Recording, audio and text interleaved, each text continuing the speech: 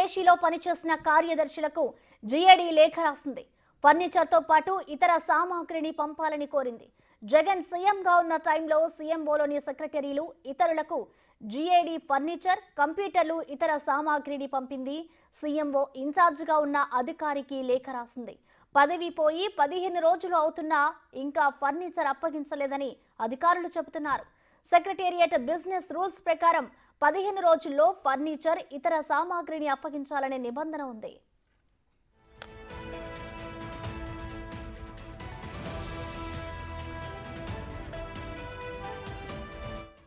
దీనిపై complete details మా ప్రతినిధి శివ అందిస్తారు. శివ, మొత్తం మీద చూసుకుంటే కనుక ఆంధ్రప్రదేశ్ జీఏడీ అధికారులు కొద్దిసేపు క్రితమే గత మాజీ ముఖ్యమంత్రి పేషీలో పనిచేసిన హెచ్ఓడీలందరికీ కూడా లేఖ రాసింది. ఏదైతే గత ప్రభుత్వ హయాంలో జీఏడీ నుంచి తీసుకెళ్లిన ఆఫీస్ సంబంధించిన ఫర్నిచర్, కంప్యూటర్, టేబుల్, ఫ్యాన్స్ ఇట్లా వగేరా ఏదైతే సామాగ్రిని జీఏడీ నుంచి పంపించామో వాటన్నిటిని కూడా తిరిగి ఇవ్వాలని చెప్పి కూడా జీఏడీ లేఖలో కోరింది. వాస్తవానికి పదవి బాధ్యతలు పోయిన తర్వాత 15 రోజుల్లోపు అప్పజెప్పాల్సిన పరిస్థితి కనిపిస్తాం. అయినప్పటికీ మీరు అప్పజెప్పవడం మూలంగానే తాము లేఖ రాస్తున్నాము, ఖచ్చితంగా వెంటనే అప్పజెప్పాలని చెప్పి కూడా జీఏడీ అధికారులు మాజీ ముఖ్యమంత్రి కార్యాలయంలో పనిచేసిన సిబ్బంది అన్నిటి కూడా లేఖ రాసినట్టు కూడా తెలుస్తా ఉంది. దీనికి సంబంధించి కూడా మాజీ ముఖ్యమంత్రి కార్యాలయం ఇప్పటి వరకు ఏ రకమైన స్పందన అయితే ఇవ్వని పరిస్థితి కనిపించింది.